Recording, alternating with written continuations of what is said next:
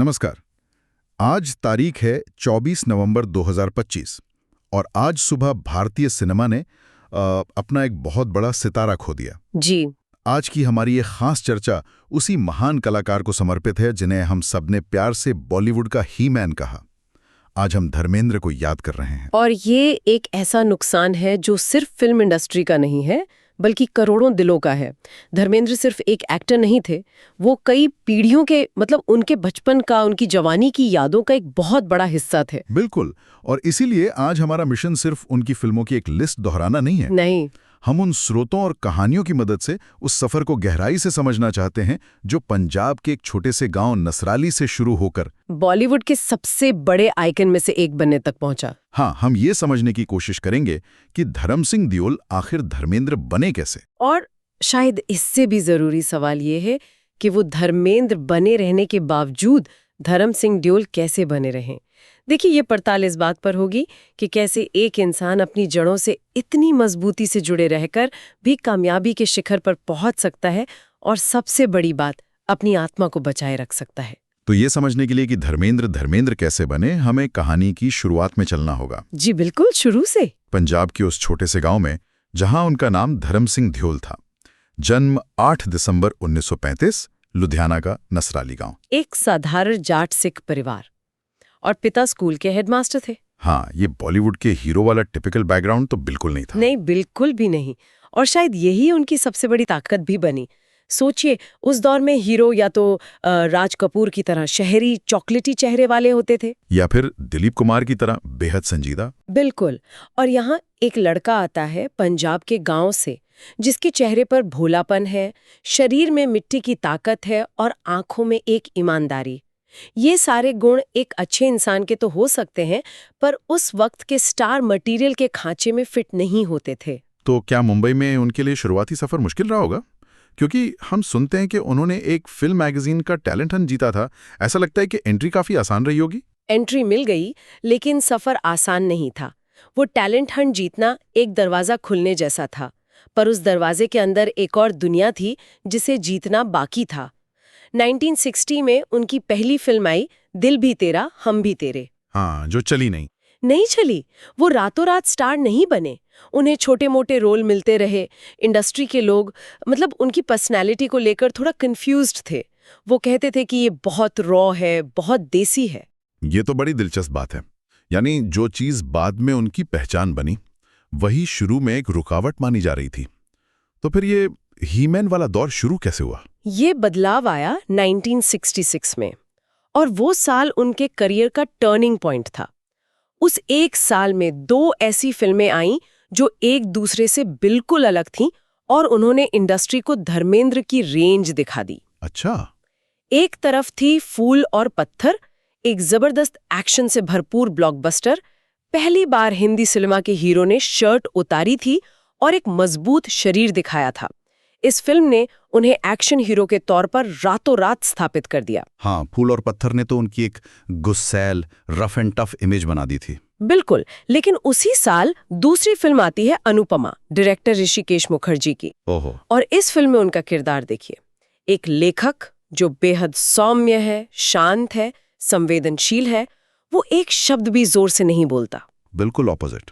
अब आप सोचिए, एक ही एक्टर एक ही साल में एक तरफ शर्ट उतारकर गुंडों को पीट रहा है और दूसरी तरफ अपनी आंखों से कविता पढ़ रहा है। ये उस जमाने में किसी ने नहीं देखा था। और ये सिलसिला रुका नहीं। ऋषिकेश मुखर्जी के साथ उन्होंने बाद में जो काम किया, वो तो कमाल ही है। सत्यकाम जैसी फिल्म, जिसे आज भी उनके करियर की बेस्ट परफॉर्मेंस माना जाता है। और फिर कॉमेडी 1975 में आई चुपके चुपके को कोई कैसे भूल सकता है, उनका वो ड्राइवर प्यारे मोहन। आज भी देखकर हंसी नहीं रुकती। यही तो उनका कमाल था। रोमांस हो, एक्शन हो, इमोशनल सीन हो या जबरदस्त कॉमेडी, वो हर चीज में फिट हो जाते थे। कोई ऐसा जॉनरा नहीं था जो उन्होंने किया ना हो और उसमें टॉप पर ना रहे हो। और फिर 1975 में ही वो फिल्म आई जिसने उन्हें हमेशा के लिए अमर कर दिया, शोले और वीरू। ये तो जैसे एक दूसरे के पर्याय बन गए। ऐसा लगता ही नहीं कि वीरू का किरदार कोई और कर सकता था। कर ही नहीं सकता था, क्योंकि वीरू के किरदार में वो सब कुछ था जो धर्मेंद्र असल में थे। शरारती, जिंदा दिल, दोस्ती के लिए जान देने वाला, सच्चा। और थोड़ा लापरवाह, वो टंकी पर चढ़कर सुसाइड करने की धमकी, या बसंती से फ्लर्ट करने का अंदाज, वो सब इतना नेचुरल था कि लगा ही नहीं कि वो एक्टिंग कर रहे हैं। शोले ने उन्हें उस मुकाम पे पहुंचा दिया जहां से वो सिर्फ एक सुपरस्टार नहीं बल्कि एक लेजेंड बन गए। और इन सब किरदारों को मिलाकर जो एक छवि बनी, वही थी असली ही मैन की, एक ऐसा हीरो जो हर इमोशन को पूरी ताकत से जी सकता है। ये तो उनकी प्रोफेशनल लाइफ की बात हुई जो वाकई कमाल की थी। लेकिन पर्दे के इस ही मैन के पीछे का इंसान कैसा था? एक पति, एक पिता के तौर पर, क्योंकि उनकी निजी जिंदगी भी हमेशा चर्चा में रही। और उसे उन्होंने बड़ी गरिमा और हिम्मत से संभाला।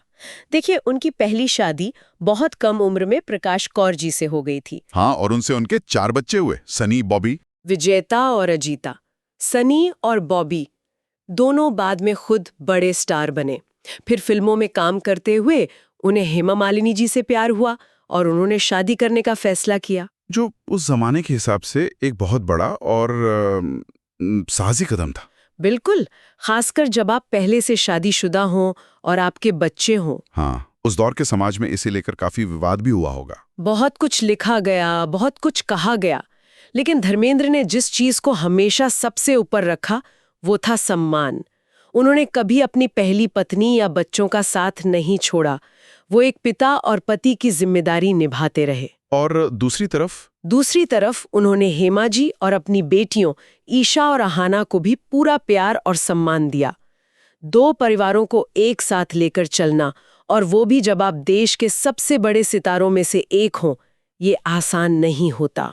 हमारे स्रोतों में एक बहुत अच्छी लाइन लिखी है, रिश्ते, प्रसिद्धि, अफवाहें, उन्होंने सब कुछ झेला, लेकिन उन्होंने हमेशा अपने परिवार को इंडस्ट्री के शोर से बचा कर रखा। सही बात है। ये उनके चरित्र की गहराई को दिखाता है। उन्होंने कभी अपने निजी मामलों का तमाशा नहीं बनने दिया।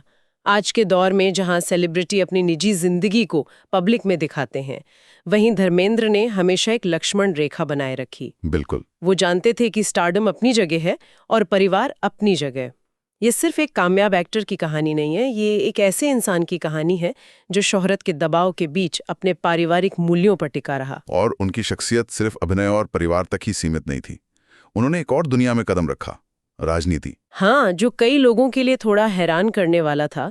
2004 में वो बीजेपी के टिकट पर राजस्थान के बीकानेर से चुनाव लड़े और मेंबर ऑफ पार्लियामेंट बने। 2009 तक वो सांसद रहे। जी, लेकिन जैसा कि स्रोतों में भी जिक्र है, वो स्वभाव से राजनेता नहीं थे। वो मंच पर खड़े होकर लंबे चौड़े भाषण देने वाले या राजनीतिक दांव पेंच खेलने वाले इंसान नहीं थे। तो फिर वो राजनीति में आए ही क्यों? मुझे लगता है इसका जवाब उनकी जड़ों में छिपा है। वो हमेशा कहते थे कि जनता ने उन्हें इतना प्यार दिया है तो उनका भी फर्ज बनता है कि वो उनके लिए कुछ करें। राजनीति उनके लिए सत्ता का खेल नहीं बल्कि सेवा का एक जरिया थी। हालांकि उनका राजनीतिक करियर बहुत यादगार नहीं रहा। कई बार वो संसद में अपनी अनुपस्थिति को लेकर आलोचना का शिकार भी हुए। शायद उन्हें भी जल्दी एहसास हो गया कि राजनीति की दुनिया उनकी दुनिया से बहुत अलग है। और फिर 2012 में देश ने उन्हें उनके असली योगदान के लिए सम्मानित किया, पद्म भूषण। जी, भारत का तीसरा सबसे बड़ा नागरिक सम्मान। और वो सम्मान बहुत मायने रखता था। वो सिर्फ उनकी फिल्मों के लिए नहीं था, वो सम्मान भारतीय संस्कृति में उनके आधे दशक से ज्यादा के योगदान के लिए था। वो इस बात की राष्ट्रीय स्वीकृति थी कि धर्मेंद्र सिर्फ एक अभिनेता नहीं बल्कि एक सांस्कृतिक प्रतीक है। एक ऐसा चेहरा जिसने भारत के लाखों लोगों को हंसाया है, रुलाया है और उम्मीद दी है। बिल्कुल। पद्म भूषण ने उनके कद को एक फिल्मी हीरो से कहीं बड़ा बना दिया। और फिर जिंदगी का वो आखिरी अध्याय आया। अपने जीवन के आखिरी सालों में वो चकाचौंध से लगभग दूर हो गए थे। हाँ, मुंबई की भागदौड़ से दूर अपने फार्म हाउस पर खेती करते हुए, जानवरों के साथ वक्त बिताते हुए उनकी तस्वीरें आती थीं। वो एक तरह से अपनी जड़ों की तरफ लौट गए थे। लेकिन सिनेमा से रिश्ता पूरी तरह नहीं तोड़ा। नहीं, कभी कभी वो किसी फिल्म में छोटी सी भूमिका में नजर आ जाते थे और जब भी पर्दे पर आते थे वही गर्मजोशी, वही अपनापन साथ ले आते थे। उनका स्वभाव आखिरी सांस तक वही रहा, गर्मजोश, जमीन से जुड़ा हुआ और हमेशा शुक्रगुजार। और आज 24 नवंबर 2025 को 89 साल की उम्र में वो सफर पूरा हो गया। सुबह से हम देख रहे हैं सोशल मीडिया से लेकर न्यूज़ चैनलों तक हर तरफ सिर्फ एक ही भावना है, सम्मान। सिर्फ सम्मान, कोई विवाद नहीं, कोई कड़वाहट नहीं, सिर्फ यादें और सम्मान। तो उनकी विरासत क्या है, अगर हमें इसे कुछ शब्दों में समेटना हो? मैं कहूंगी कि धर्मेंद्र सिर्फ एक अभिनेता नहीं थे, वो एक एहसास थे। वो 70 और 80 के दशक के सिनेमा का एहसास थे, उस दौर की मासूमियत, उस दौर के साहस का प्रतीक। उनकी मुस्कान में एक भोलापन था और उनकी एक्शन में एक सच्चाई थी जो आज के वीएफएक्स वाले एक्शन में नहीं मिल सकती। और शायद उनकी सबसे बड़ी विरासत यही है जो आपने शुरू में कही थी। हाँ, वो एक ऐसे सुपरस्टार थे जिन्होंने अपनी आत्मा को खोए बिना सब कुछ हासिल किया। बिल्कुल। वो शिखर पर पहुंचे, लेकिन उन्होंने कभी अपनी जड़ें नहीं छोड़ी। उन्होंने कभी ये नहीं भुलाया कि वो एक हेडमास्टर के बेटे धर्म सिंह ध्योल हैं। पंजाब के एक छोटे से गांव से निकलकर बॉलीवुड का अमर आइकॉन बनने तक का उनका सफर हमेशा आने वाली पीढ़ियों को प्रेरणा देता रहेगा। उनकी कहानी ये सिखाती है कि असल स्टारडम आपकी असलियत से आता है। सादगी में बहुत बड़ी ताकत होती है। और जब हम आज उन्हें याद कर रहे हैं तो एक सवाल मन में जरूर रुकता है। आज के इस दौर में जहां प्रसिद्धि अक्सर सोशल मीडिया पर कुछ पलों में बनाई और बिगाड़ी जाती है, जहां हर चीज एक परफॉर्मेंस है, क्या धर्मेंद्र जैसा कोई सितारा फिर से उभर सकता है? एक ऐसा सितारा जो अपनी जड़ों से इतनी गहराई से जुड़ा रहे, अपनी सादगी को अपनी सबसे बड़ी ताकत बनाए रखे और बिना किसी बनावट के पीढ़ियों तक लोगों के दिलों पर राज करे। ये एक ऐसा सवाल है जिसका जवाब शायद वक्त ही दे सकता है।